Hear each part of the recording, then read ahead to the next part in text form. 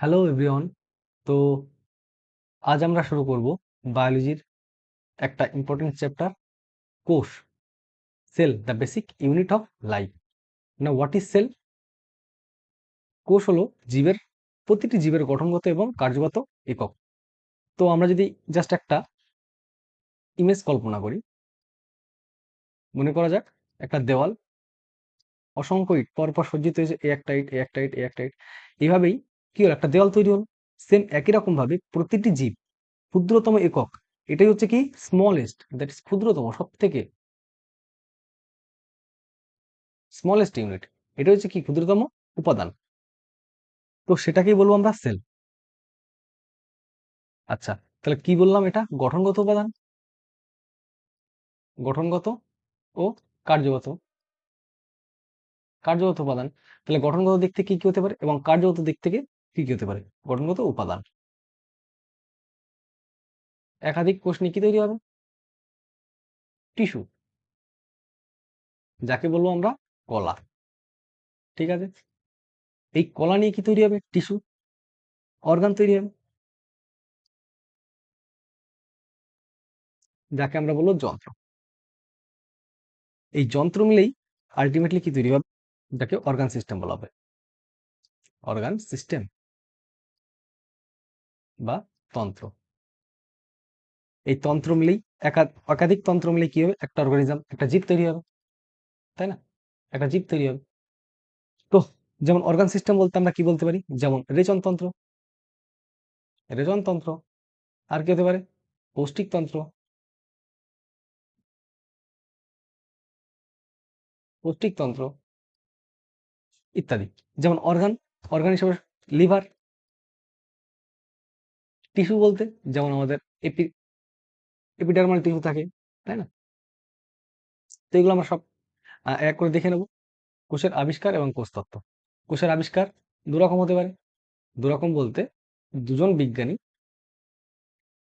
দু ধরনের কোষ আবিষ্কার করেন, মৃত কোষ আর একজন জীবিত কোষ। জীবিত কোষ, মৃত কোষ কে আবিষ্কার করেন? আবিষ্কার করেন বিজ্ঞানী রবার্ট হুক। Robert Hooke. সালটা আমাদের দরকার, খুবই ইম্পর্টেন্ট, 1665। তিনি কোথা থেকে আবিষ্কার করেন? আবিষ্কার করেন কর্ক গাছের ছাল থেকে। কর্ক গাছ, কর্ক নামক এক ধরনের উদ্ভিদ, সেখান থেকে তিনি কি আবিষ্কার করেন? কর্ক নামক উদ্ভিদ থেকে, উদ্ভিদ থেকে।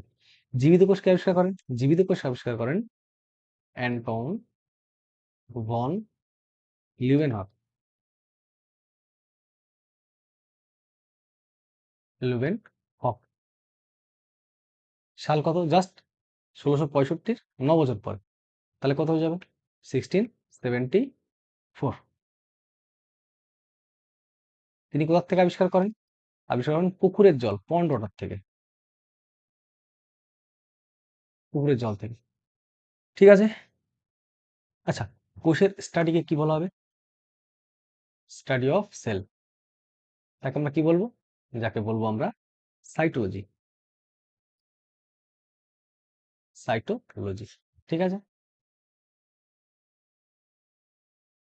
তো নেক্সট আমরা দেখে নেব সেল থিওরি বা কোষ তত্ত্ব।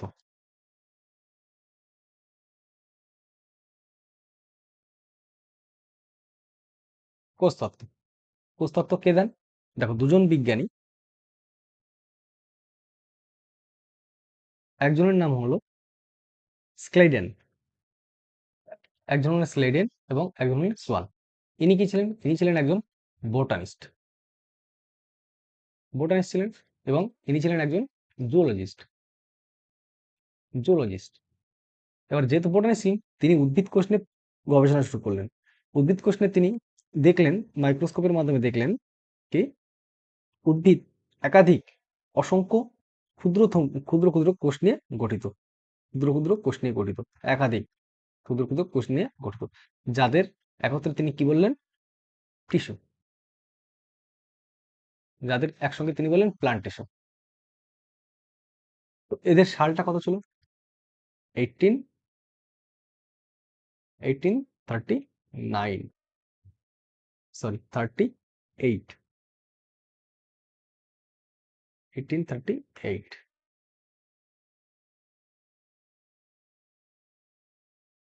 1838। অপরদিকে ইনি একই সঙ্গে প্রায় একই সময় 1839, জাস্ট 1 বছর পর ইনি জুলজিস্ট ছিলেন। ওই জন্য সর্বপ্রথম কি করলেন, অ্যানিমাল সেল নিলেন। অ্যানিমাল সেল, অ্যানিমাল সেল নিয়ে তিনিও একই জিনিস দেখলেন যে প্রতিটি প্রাণী কোষ একাধিক কোষের সমন্বয়ে গঠিত, একাধিক কোষের সমন্বয়ে গঠিত, এবং এই কোষের একদম সর্ববহিস্থ যে স্তরটা রয়েছে তাকে কি, সেটাকে কি বললেন, কোষ পর্দা, কোষ পর্দা বা প্লাজমা মেমব্রেন, প্লাজমা মেমব্রেন, বা একেই আবার কি বলবো আমরা, সেল মেমব্রেন। ঠিক আছে, তো তিনি অ্যানিমাল সেল নিয়ে দেখলেন, জাস্ট তারপরে তিনি প্লান্ট সেল নিলেন। প্লান্ট সেল, উদ্ভিদ কোষ, উদ্ভিদ কোষ নিয়ে তিনি পর্যবেক্ষণ শুরু করলেন। তিনি দেখলেন সেম একই রকম গঠন, উদ্ভিদ কোষও, উদ্ভিদ দেহ কি অসংখ্য কোষ দ্বারা গঠিত। কিন্তু তিনি একটা জিনিস স্পেশালি পর্যবেক্ষণ করলেন কি, যেটা শুধুমাত্র অ্যানিমাল সেলে ছিল না, অ্যানিমাল সেলে অনুপস্থিত, কিন্তু প্লান্ট সেলে, উদ্ভিদ কোষে সর্ববহিস্থ যে স্তরটা, আচ্ছা প্রাণী কোষের সর্ববহিস্থ যে স্তরটা ছিল সেটা কি, কোষ পর্দা। এছাড়াও তিনি আরো একটা এক্সট্রা স্তর তিনি দেখতে পেলেন, সেটা কি, সেটা কি হলো, সেল ওয়াল, সেল ওয়াল বা কোষ প্রাচীর, কোষ প্রাচীর। এবার দুজনে মিলে একটা সিদ্ধান্তে উপনীত হলেন। দেখ, এটাও ছিল একটা হাইপোথিসিস, এটাও একটা হাইপোথিসিস। দুজনেই পর্যবেক্ষণের মাধ্যমে একটা সিদ্ধান্তে উপনীত হলেন কি প্রতিটি জীব, প্রতিটি জীব এক বা একাধিক, একাধিক কোষের সমন্বয়ে গঠিত, কোষের সমন্বয়ে গঠিত। এটাতেই, এটাকে কি বলা হলো, সেল থিওরি। তাহলে সেল থিওরি কে কে দেন, দুজন বিজ্ঞানী, একজন স্লাইডেন অ্যান্ড সোয়ান। সালটা আমাদের অতটা ইম্পর্টেন্ট নেই, কিন্তু 1838 এবং 1839 একই সঙ্গে। আচ্ছা, তারা তো সেল থিওরি দিয়ে ফেললেন, কিন্তু তারা একটা জিনিস বলতে পারলেন না। সেল থিওরি দেওয়ার পরও তিনি একটা জিনিস তারা দুজনেই ব্যাখ্যা করতে পারলেন না, সেটা কি, যে কিভাবে একটি কোষ থেকে অপর একটি কোষ সৃষ্টি হচ্ছে। তার মানে এই একটা কোষ, এখান থেকে আর একটা কোষ, একাধিক কোষ তৈরি হচ্ছে যে ডিভিশনের মাধ্যমে, সেগুলো তারা ব্যাখ্যা করতে পারেননি। তো এরপরেই কি হলো, আরেকজন বিজ্ঞানী, সালটা ছিল 1855, তিনি কি করলেন, আমরা 1 নম্বর সেল থিওরি কি পড়লাম, যে এক বা একাধিক কোষ দ্বারা গঠিত, প্রতিটি জীব এক বা একাধিক কোষ দ্বারা গঠিত। 2 নম্বর তিনি তার সঙ্গে একটা থিওরি যুক্ত করেন, যে কি প্রতিটি কোষ, প্রতিটি কোষ কি তার পূর্ববর্তী কোষ থেকে, পূর্ববর্তী কোষ থেকে বিভাজনের মাধ্যমে, বিভাজনের মাধ্যমে সৃষ্টি হয়, সৃষ্টি হয়। তাহলে এই দুটোকে মিলেই মডার্ন যে সেল থিওরি সেটাকে আমরা বলি। তাহলে প্রথম কি বললাম, সেল থিওরি প্রতিটি জীব এক বা একাধিক কোষের সমন্বয়ে গঠিত। দ্বিতীয়, প্রতিটি প্রতিটি কোষ তার পূর্ববর্তী কোষ বিভাজনের মাধ্যমে সৃষ্টি হয়। ঠিক আছে, এটাকেই এটাকেই একটা টার্মস আছে, সেই টার্মসটা কি, অমনি সেলুলি সেলুলা, অমনিস সেলুলাই, সেলুলাই সেলুলা। এটা মানেই কি, অমনি সেলুলাই সেলুলা, এটা মানেই কি, প্রতিটি কোষ তার পূর্ববর্তী কোষ থেকে বিভাজনের মাধ্যমে সৃষ্টি হয়। এটা আমাদের অতটা ইম্পর্টেন্স না, এটা অতটা দরকার নেই। তো এবার আমরা দেখে নেব কোষের যে বিভিন্ন উপাদান। ঠিক আছে, দেখো এটাই সব থেকে ভালো হবে। দেখো কোষের মধ্যে কি কি থাকে, দেখে নাও। ফার্স্ট আমরা দেখে নিই নিউক্লিয়াস। এটা হচ্ছে কি নিউক্লিয়াস, এটা কি নিউক্লিওলাস, নিউক্লিয় জালক, এটাকে বলা হবে নিউক্লিওপ্লাজম, এগুলো নিউক্লিয় পর্দা। তো দেখো নিউক্লিয়াস, নিউক্লিওলাস, আচ্ছা ক্রোমাটিন তন্তু, যেটা ক্রোমাটিন যেটা বলছি এটাই হচ্ছে আমরা কি বলবো নিউক্লিয় তন্তু। আচ্ছা, এর যে নিউক্লিয়াসের একদম বহিস্থ পর্দা, নিউক্লিয়াসের আমরা এটা জানবো যে দুটি পর্দা থাকে নিউক্লিয়াসের, একটা অভ্যন্তরীণ, একটা বহিস্থ পর্দা। বহিস্থ পর্দার একটা এক্সটেনশন আমরা দেখতে পাবো, এই যে আমরা দেখতে পাচ্ছি বহিস্থ পর্দার কি এক্সটেনশন দেখা যাচ্ছে এটা, ঠিক আছে। এটাকে কি হবে? এটা হচ্ছে এন্ডোপ্লাজমিক রেটিকুলাম। দেখো এন্ডোপ্লাজমিক, কিন্তু এটা রাফ লেখা আছে। রাফ মানে কি? তার গায়ে যদি রাইবোজোম থাকে, এই লাল লাল যেগুলো আমরা দেখতে পাচ্ছি এগুলো সব কি? রাইবোজোম। রাইবোজোম যদি উপস্থিত থাকে সেটা কি হয়ে যাবে? Rough endoplasmic reticulum. আর যদি রাইবোজোম অনুপস্থিত থাকে কি হয়ে যাবে? স্মুথ এন্ডোপ্লাজমিক রেটিকুলাম, যেটা দেখো আমরা এখানে দেখতে পাচ্ছি smooth, smooth endoplasmic reticulum. Lysosome থাকবে, মাইটোকন্ড্রিয়া থাকবে, ভ্যাকিউল থাকবে, সাইটোপ্লাজম থাকবে, গলগি বডি থাকবে। এবার এইগুলো আমরা ডিটেলসে এক এক করে জানবো, ঠিক আছে। সেল, এর মধ্যে কি থাকবে? দেখো প্রোটোপ্লাস্ট থাকবে, প্রোটোপ্লাস্ট, আর কি থাকবে? সেল ওয়াল, সেল ওয়াল বা কোষ, কি এটা? প্রাচীর, কোষ প্রাচীর। এই প্রোটোপ্লাস্টটা কি? প্রোটোপ্লাস্টটা কি কি নিয়ে গঠিত? দেখো প্রোটোপ্লাজম, আচ্ছা সেটা প্রোটোপ্লাজম, প্রোটো, প্রোটোপ্লাজম, আচ্ছা এগুলো এটা বাংলায় লিখে দিই, হ্যাঁ। এটা হয়ে যাবে কি? প্রোটোপ্লাস্ট। প্রোটোপ্লাস্টকে আবার ফার্দার দুটি ভাগে ভাগ করতে পারি, সেটা কি কি? মানে প্রোটোপ্লাস্টকে ভাগ করা মানে কি? প্রোটোপ্লাস্ট কি কি নিয়ে গঠিত? কি কি থাকবে? প্রোটোপ্লাজম থাকবে, প্রোটোপ্লাজম, আর সঙ্গে কি থাকবে? নিউ, এটা যেমন সেল ওয়াল ছিল, সেল মেমব্রেন মানে কোষ পর্দা, যাকে বলি আমরা সেল মেমব্রেন, সেল মেমব্রেন, বোঝা গেল? আচ্ছা, তাহলে প্রোটোপ্লাজমের মধ্যে কি থাকবে? প্রোটোপ্লাজম ফার্দার যদি ডিভাইড করি, নিউক্লিয়াস থাকবে, আরে यार, हाँ,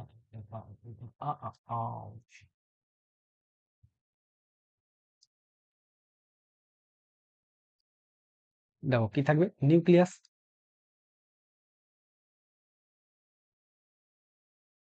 নিউক্লিয়াস এবং সেল অর্গানস যেটা বলবো, এবং সাইটোপ্লাজম। আচ্ছা, আচ্ছা সাইটোপ্লাজম, এটা কি? সাইটোপ্লাজম,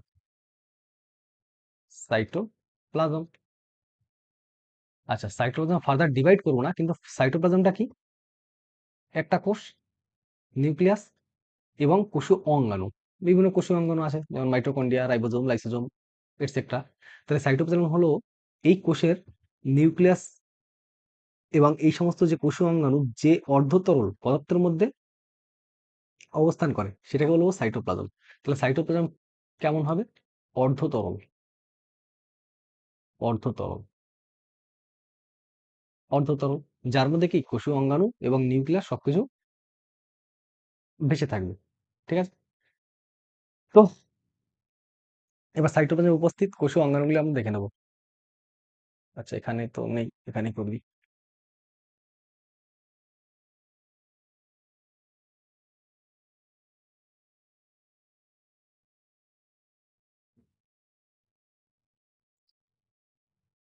তো দেখো সাইটোপ্লাজমে কি কি থাকবে? কোষীয় অঙ্গাণু থাকবে, কোষীয় অঙ্গাণু কি কি থাকতে পারে? দেখো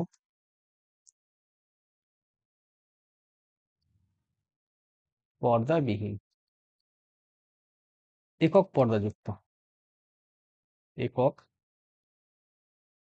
পর্দাযুক্ত, আর কি হতে পারে? দ্বি একক পর্দাযুক্ত, দ্বি একক পর্দাযুক্ত হতে পারে, পর্দাযুক্ত।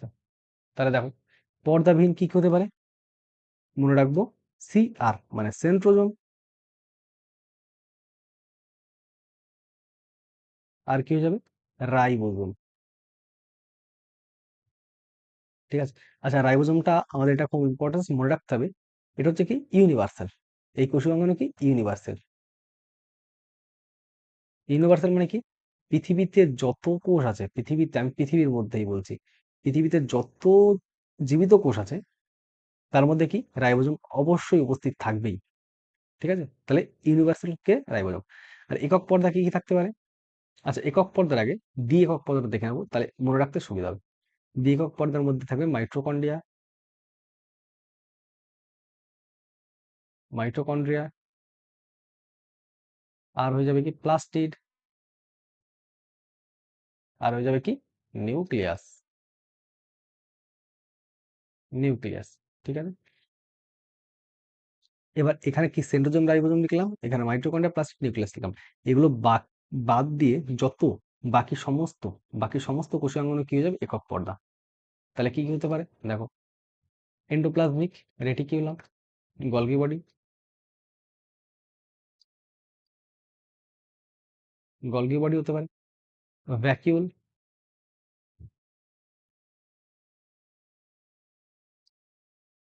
ভ্যাকিউল, আর কি হতে পারে, লাইসোজোম, লাইসোজোম। ঠিক আছে, তাহলে এন্ডোপ্লাজমিক রেটিকুলাম হয়ে গেল, গলগি বডি হয়ে গেল, ভ্যাকিউল হয়ে গেল, লাইসোজোম। আচ্ছা, আরেকটা জিনিস এখানে মনে রাখবো, যে ভ্যাকুল যেটা আমরা লিখলাম, ভ্যাকুলটা কি, এটা কোষ গহ্বর, তাই তো, এটা হলো কি কোষ গহ্বর। আর কোষ গহ্বরের যে বাইরে যে, এটা মনে করো কোষ গহ্বর, এই কোষ গহ্বরের বাইরে বাইরে যে পর্দাটা থাকবে তাকে আমরা কি বলবো, তাকে বলবো টোনোপ্লাস্ট, টোনোপ্লাস্ট। ঠিক আছে, টোনোপ্লাস্ট, তাকে আমরা বলবো টোনোপ্লাস্ট। লাইসোজোম, এটা একটা ট্রিক্স দেখে রাখো, একটা ট্রিক্স মনে রাখার জন্য একটা, দেখো, দেখো এটা মনে রাখার একটা ট্রিক্স আছে। ট্রিক্সটা কি, হুম, সি আর গোল করে, কি জিতলো, P M Nehru, Nehru cup কি জিতলো, জিতলো। তো দেখো, এটা মনে রাখবো কি করে, পরপরই আমি লিখেছি এটা, যেমন সি, সি ফর হয়ে যাবে কি সেন্ট্রোজোম। দেখো, এটা হয়ে যাবে, এটা একটা গ্রুপ হলো, এটা একটা গ্রুপ হয়ে যাবে, এবং এটা একটা গ্রুপ হয়ে যাবে, জাস্ট পি এম নেহেরু, এখান থেকে এটুকু একটা গ্রুপ হয়ে যাবে। তাহলে সি ফর হয়ে যাবে কি সেন্ট্রোজোম। আচ্ছা, আর ফর হয়ে যাবে কি রাইবোজোম। তাহলে কি এটা পর্দাবিহীন, দেখো, এটা 1 নাম্বার যদি দিই, এটা 2 নাম্বার, এটা 3 নাম্বার, তাহলে এটা হলো 1 নাম্বার, এটা 2 নাম্বার, এটা 3 নাম্বার। তাহলে কি হলো, C for centrosome, R for ribosome, তাহলে পর্দাবিহীন হয়ে গেল। গোল করে জি ফর হয়ে যাবে কি গলগি বডি।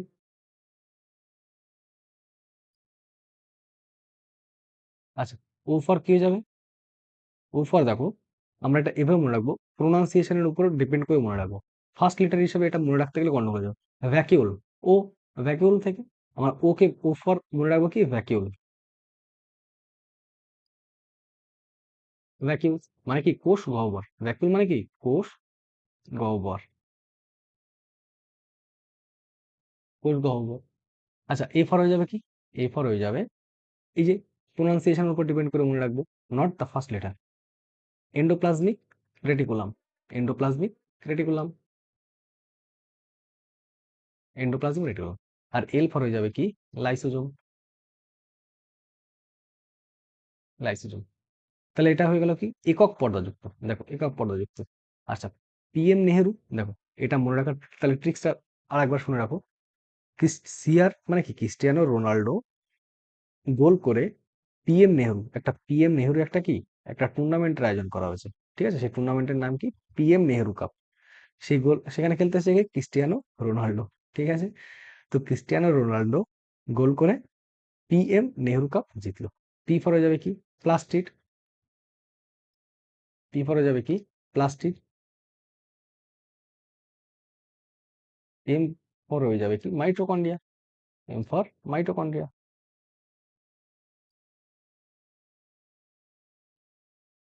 এবং শুধুমাত্র এন, নেহরুর এন নেবো, এন ফর কি হয়ে যাবে, নিউক্লিয়াস।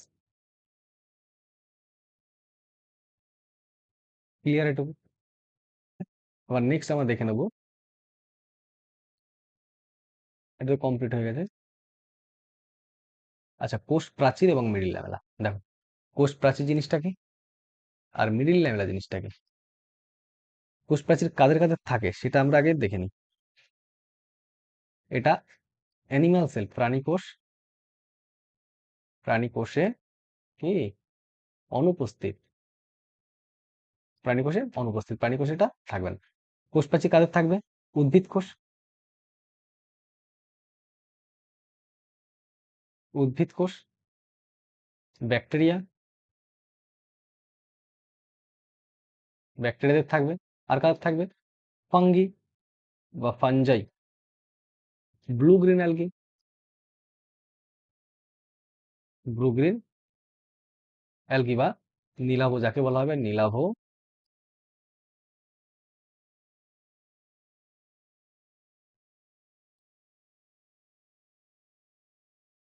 যাকে বলবো আমরা, আচ্ছা এই কালার বোঝা যাচ্ছে না,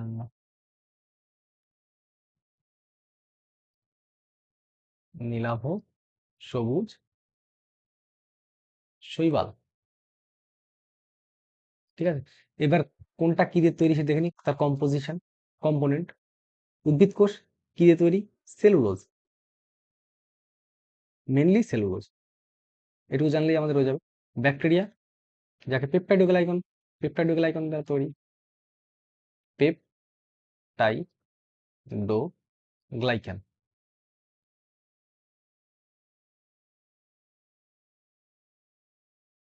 পেপটাইডোগ্লাইকান।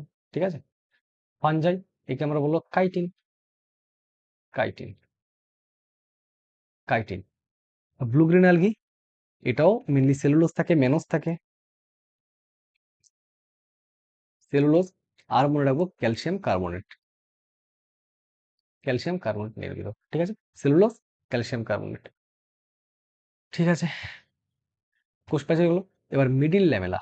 ঠিক আছে, মিডিল ল্যামেলাটা কি, দেখো। আচ্ছা, কোষ প্রাচীরের গঠনটা দেখো, এখানে আমি দেখতে পাচ্ছি, এখানে কি আছে, সম্পূর্ণ একটা কোষের গঠন দেখানো আছে, এখানে একটা কোষ আছে, তাই না, এপাশেও একটা কোষ আছে। তাহলে দেখো, এখানে একটা কোষ, এখানে একটা কোষ, বা এখানে একটা কোষ, এই কোষের মধ্যবর্তী যে স্থান, মধ্যবর্তী স্থান, সেটাকে আমরা কি বলবো, মিডিল ল্যামেলা, সেটাকে আমরা কি বলবো, মিডিল ল্যামেলা। এবং এটা কি একদম সর্ববস্তু স্তর, যেমন এটা কি, টোটাল যে এই কোষটাকে আমি যদি ফলো করি, তাহলে দেখো এই কোষের, এটা হয়ে যাবে কি, প্লাজমা মেমব্রেন বা কোষ পর্দা, এবং একদম বাইরের যে অংশ, আরে বাইরের যেটা আছে সেটা কি হয়ে যাবে, সেল ওয়াল বা কোষ প্রাচীর। ঠিক আছে, আর দুটো কোষ প্রাচীর, দুটো কোষ প্রাচীরের মধ্যবর্তী যে অংশ, সেটাকে আমরা কি বলবো, মিডিল ল্যামেলা। ঠিক আছে, তো মিডিল ল্যামেলা, মিডিল ল্যামেলা কি কি দিয়ে তৈরি দেখো, দেখে এটা একটু বলে দিই। মিডিল ল্যামেলা মেনলি হচ্ছে ম্যাগনেসিয়াম পেকটেড, ম্যাগনেসিয়াম কি পেকটেড, ম্যাগনেসিয়াম পেকটেড দ্বারা গঠিত। এছাড়া এই কোন কোষাঙ্গন প্রধান ভূমিকা পালন করে, এটা এখানেই বলে দিই আমি, পরে আবার বলবো details. Golgi body, Golgi body. আচ্ছা, আমরা পরে যখন দেখবো সেল ডিভিশন, উদ্ভিদ কোষ প্রথমে কি হবে, সাইটোকাইনেসিস হবে, তারপরে ক্যারিওকাইনেসিস। সাইটোকাইনেসিস হওয়ার সময় এদের বেমতন্তু গঠন করে কে, মাইক্রোটিউবেল, মাইক্রো মাইক্রোটিউবেলস বেমতন্তু গঠন করে। এবার কোষ বিভাজন যখন কমপ্লিট হয়ে যাবে, তখন আমরা জানি এটাই, যে কোষপাত গঠিত হয়, কোষপাত গঠিত হয়। আর প্রাণী কোষের ক্ষেত্রে কি হয়, জাস্ট একটা ফরোয়িং সৃষ্টি হয়, বা একটা খাস সৃষ্টি হয়, এরকম হয়ে এখান থেকে একটা কোষ তৈরি হবে, এখান থেকে একটা কোষ তৈরি হয়ে গেল, তাই না। এভাবে প্রাণী কোষের সাইটোকাইনেসিস হয়, তাই না। কিন্তু উদ্ভিদ কোষের ক্ষেত্রে কি হয়, যে মাইক্রোটিউবুলস যেগুলো আছে, সেগুলো ঠিক কোষের মিডিল বরাবর জমা হবে, মিডিল বরাবর জমা হবে। জমা হওয়ার পরে এখানে যাকে বলবো আমরা সেল প্লেট বা কোষপাত বলা হয়, কোষপাত বলা হয়। তাহলে এখানে কে সাহায্য করবে, কে, গলগি বডিস, বললাম আমি, গলগি বডিস।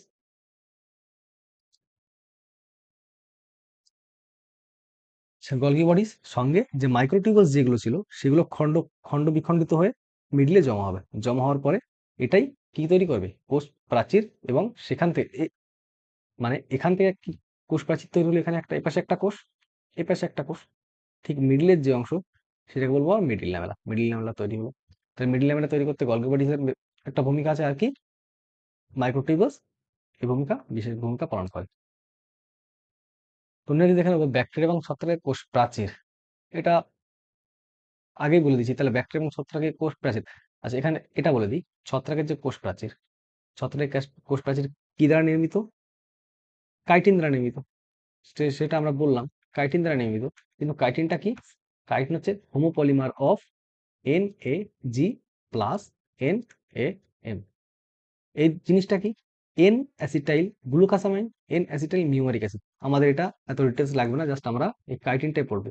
আচ্ছা, আরেকটা জিনিস, এক্সট্রা একটা জিনিস বলে দিই। যদি মনে মনে করো তোমরাও, যে কাইটিন প্রাণীদের ক্ষেত্রে কাদের দেখা যায়? প্রাণীদের ক্ষেত্রে কাদের দেখা যায়? তো আর্থ্রোপোডা, মনে আছে? আর্থ্রোপোডা।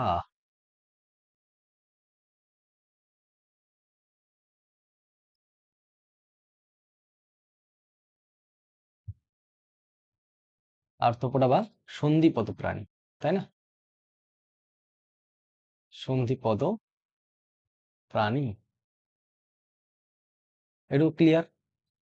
তাহলে কাইটিন কাদের থাকবে? অ্যানিমাল কিংডমের মধ্যে, প্রাণী প্রাণী জগতের মধ্যে কাদের? আর্থ্রোপোডা বা সন্ধিপদ প্রাণী এবং ছত্রাকের থাকবে কাইটিন নির্মিত। নেক্সট দেখে নাও, কোষের যে আকার আয়তনের উপর ডিপেন্ড করে কোষ সব থেকে ছোট কোষ সব থেকে বড় কোষ, ঠিক আছে? তাহলে এভাবে লিখি, largest cell, smallest cell, smallest cell. তাহলে লার্জেস্ট সেল কি হবে, স্মলেস্ট সেল কি হবে? এটা হচ্ছে উট পাখির ডিম, উট পাখির ডিম। আর সব থেকে ছোট কোষ পি পি এল ও, প্লুরো নিউমোনিয়া লাইক অর্গানিজম, বা যাকে বলা হবে mycoplasma gallisepticum. Mycoplasma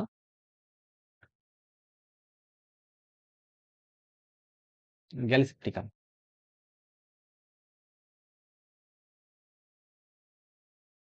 mycoplasma gallisepticum সব থেকে ক্ষুদ্রতম। এর আকার কত? জাস্ট 0.3 মাইক্রোমিটার, জাস্ট 0.3 মাইক্রোমিটার, মনে থাকবে? আচ্ছা, এটা ওভারঅল বললাম, এটা হচ্ছে ওভারঅল। যদি বলি প্রাণী কোষের, প্রাণীদের ক্ষেত্রে কি হবে? প্রাণীদের ক্ষেত্রে স্মলেস্ট সেল, লার্জেস্ট সেল, আর কি লংগেস্ট সেল, লংগেস্ট সেল। তাহলে সব থেকে স্মলেস্ট, সব থেকে ক্ষুদ্রতম ওভারঅল যদি আমি কি প্রাণী কোষের মধ্যে, আচ্ছা এটা প্রাণী কোষ বলা ঠিক না, এটা হিউম্যান বিং। হিউম্যান বিং মানে মানুষের ক্ষেত্রে, এটা হ্যাঁ মানুষের ক্ষেত্রে smallest cell overall, male female, male বা ফিমেল, ওভারঅল যদি চেক করি তাহলে কি হবে? সব থেকে বড় কোষ ডিম্বাণু, যাকে বলা হয় ওভাম। সব থেকে ছোট শুক্রাণু, শুক্রাণু বা স্পাম, ঠিক আছে? লার্জেস্ট কি হবে? স্নায়ু কোষ বা নার্ভ সেল, স্নায়ু কোষ বা নার্ভ সেল, হয়ে গেল। তো এখানে আর কিছু বাকি নেই। আচ্ছা, প্রোকারিওট সেলটা এখানে বললি, হ্যাঁ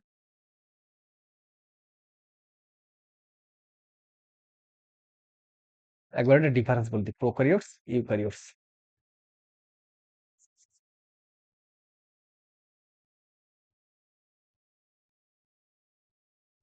এক পাশে লিখি প্রোকারিওটস, প্রোকারিওটিক আর ইউক্যারিওটিক, ইউক্যারিওটিক সেল। তাহলে দেখো প্রোকারিওট সেল এক নাম্বার কি লিখবো?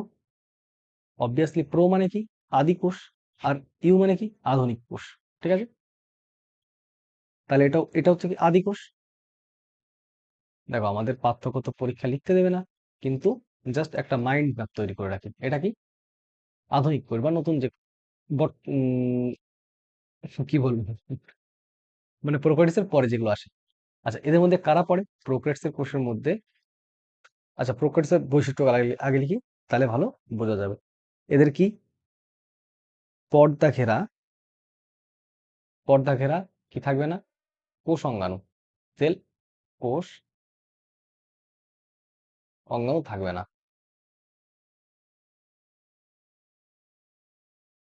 থাকে না। এর কি থাকে? 3 নম্বরে কি লিখতে পারি? নিউক্লিয়াস সুগঠিত নয়, নিউক্লিয়াস পর্দাযুক্ত নয়, তাহলে নিউক্লিয়াস, নিউক্লিয়াস পর্দাযুক্ত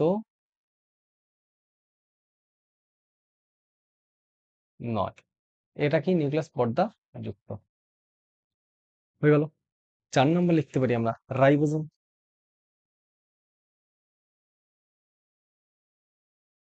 আচ্ছা, রাইবোজোম কি আমি বললাম তখন? ইউনিভার্সাল, তাহলে কি সব কোষেই পাওয়া যাবে, পৃথিবীতে যত কোষ আছে সমস্ত কোষে কি রাইবোজোম থাকবেই। তো কিন্তু ডিপেন্ডস কি রাইবোজোমের ভ্যারাইটির উপর ডিপেন্ড করবে।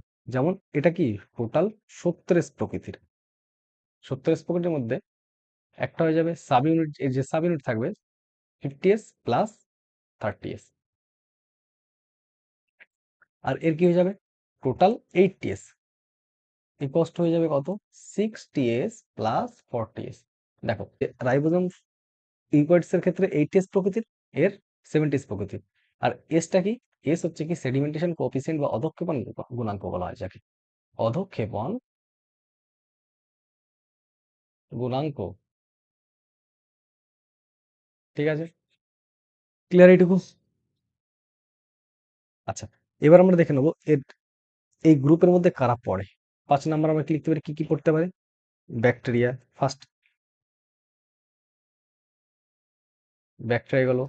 ব্লু গ্রিন অ্যালগি,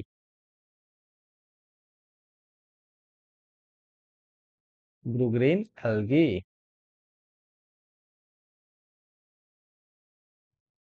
তাহলে ব্লু গ্রিন অ্যালগি হয়ে গেল। আর কি হবে? মাইকোপ্লাজমা,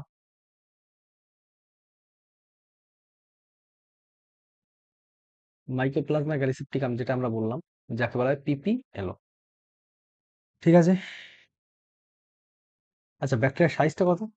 এই মোটামুটি 3 থেকে 5 মাইক্রোমিটার। ঠিক আছে, 3 থেকে 5, 3 থেকে 5 মাইক্রোমিটার। আচ্ছা, নিউক্লিয় বস্তুটা কি? এটা লাগবে আমাদের। নিউক্লিয় বস্তুটা জাস্ট সাইটোপ্লাজমে উপস্থিত থাকবে, নেকেড থাকবে, মানে কোনো পর্দা দ্বারা আবৃত থাকবে না। ঠিক আছে, আচ্ছা এদের আর কি হতে পারে, যেমন ফ্লাজেলা, এদের ফ্লাজেলা থাকতে পারে।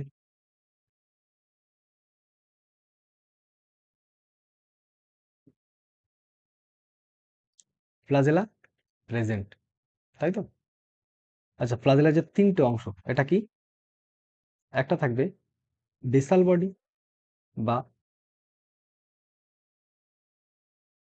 এটা অন্য কালাতে দেখিয়ে দিই। বেসাল বডি, বেসাল বডি থাকবে, হুক থাকবে, আর কি থাকবে? Filament, filament. এই বিষয়ে আমরা পরে দেখে নেবো, ছবির মাধ্যমে দেখে নেবো যে ফ্লাজেলা ব্যাপারটা। ঠিক আছে, আচ্ছা এখানে আমরা আরেকটা টার্মস পাবো, কিছু কিছু টার্মস পাবো। এটা কিসের ক্ষেত্রে? প্রোক্যারিওটস এর ক্ষেত্রেই বলছি, হ্যাঁ। যেমন মেসোজোম, মেসোজোম বলে আমরা কোনো একটা টার্মস পাবো। মেসোজোম, মেসোজোমটা কি? এই ব্যাকটেরিয়ার যে, ব্যাকটেরিয়া তো কোষ প্রাচীর অবশ্য আছে, তাই না? কোষ প্রাচীর থাকবে, কিন্তু এই কোষ পর্দা যেটা আছে, এর একটা এক্সটেনশন আমরা দেখতে পাবো এরকম ভেতরের দিকে, এরকম হতে পারে, বা এটা সার্কুলার হতে পারে এরকম। ঠিক আছে, বিভিন্ন রকম হতে পারে, এগুলোকে বলবে মেসোজোম। আর মেসোজোমটা জাস্ট রিজেম্বল টু কার? Mitochondria of eukaryotic cell. তাহলে এই মেসোজোমটা resemble to mitochondria.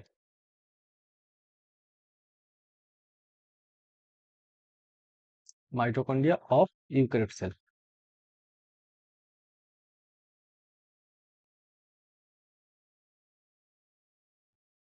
Eukaryotic cell. ঠিক আছে, তাহলে কি বললাম, এই যে মেসোজোমের কাজ কি?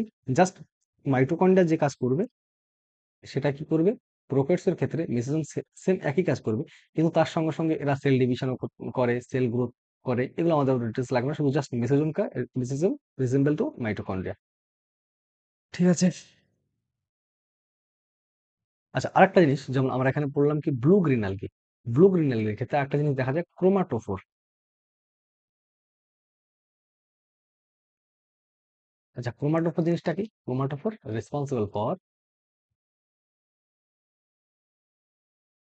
Responsible for photosynthesis. ফটোসিনথেসিস, ঠিক আছে, এটা কি জন্য দায়ী? সালোক সংশ্লেষের জন্য দায়ী। ক্রোমাটোফোরটা কি? ব্লু গ্রিন অ্যালগি বা সায়ানোব্যাকটেরিয়ার ক্ষেত্রে সালোক সংশ্লেষের জন্য দায়ী প্রধান একটা। যেমন উদ্ভিদ কোষে কি থাকে? ক্লোরোফিল, যেটা প্লাস্টিকের মধ্যে অবভিয়াসলি ক্লোরোফিল মেন যে উপাদান, যেটা সালোক সংশ্লেষে সাহায্য করে। সেম একই রকম ক্রোমাটোফোর কি করবে? ব্যাকটেরিয়া কোষ, যে ব্যাকটেরিয়া বলতে সায়ানোব্যাকটেরিয়া বা ব্লু গ্রিন অ্যালগির ক্ষেত্রে সালোক সংশ্লেষে সাহায্য করবে, ব্যাস। আর এখান থেকে আর আর আর আরেকটা জিনিস এখান থেকে ব্যাকটেরিয়া থেকে আমরা জেনে রাখবো, ব্যাকটেরিয়া কি থাকবে? প্লাজমা। আচ্ছা, সরি, প্লাজমিড। প্লাজমিড, আচ্ছা, প্লাজমিডটা কি? প্লাজমিডটা হলো এক্সট্রা সার্কুলার ডিএনএ থাকে ব্যাকটেরিয়া কোষে extra circular double standard DNA থাকবে। তাহলে এটা কেমন হবে? Circular circular double standard DNA. আচ্ছা, ডিএনএ এর পুরো নাম কি? Deoxy ribonucleic acid. ঠিক আছে, তো এইগুলো আমরা পরে দেখছি। এবার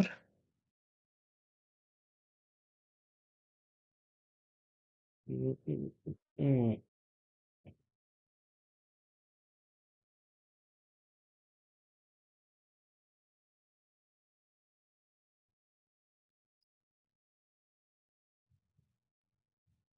আচ্ছা, এখানে একটা জিনিস বলে দিতে হবে, সেটা কি?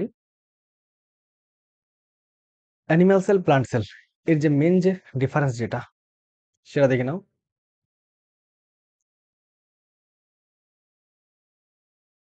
অ্যানিমাল সেল আর কি plant cell, animal cell, plant cell, আমরা লিখবো ট্রিপল সি। ঠিক আছে, লিখবো triple C, C C C. এটা হয়ে যাবে সেল ওয়াল। এটা হয়ে যাবে কি? সেন্ট্রোজোম। সেন্ট্রোজোম। সি পরে হবে sell vacuole.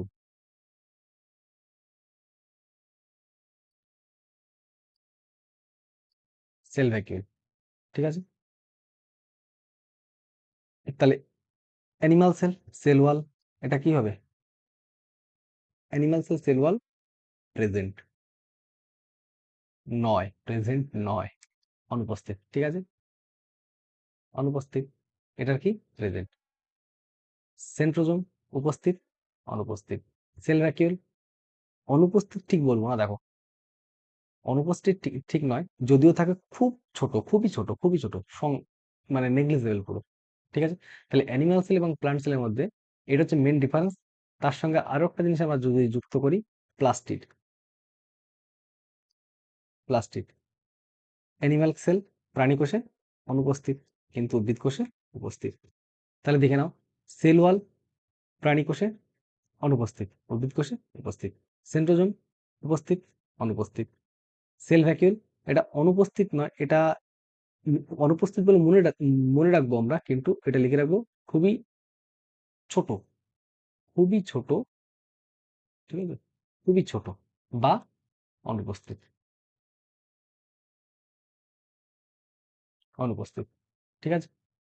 Plastid obviously plant সেলে নেই, এটাই থাকবে, ঠিক আছে। এবার আমরা কিছু ইউনিসেলুলার অর্গানিজম দেখে নেব। Unicellular organism, at first amoeba.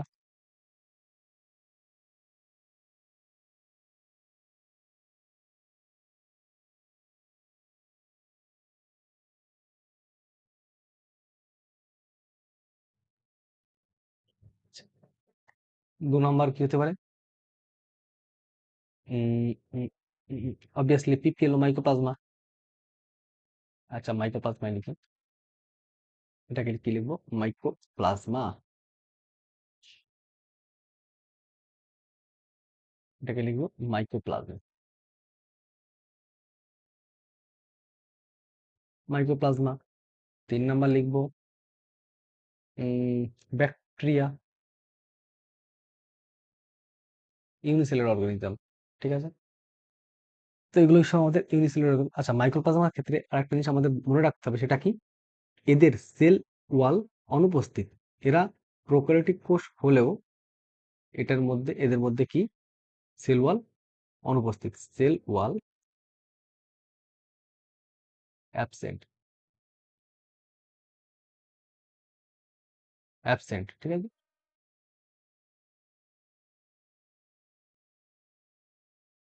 তাহলে এদের কোষ প্রাচীর অনুপস্থিত থাকে।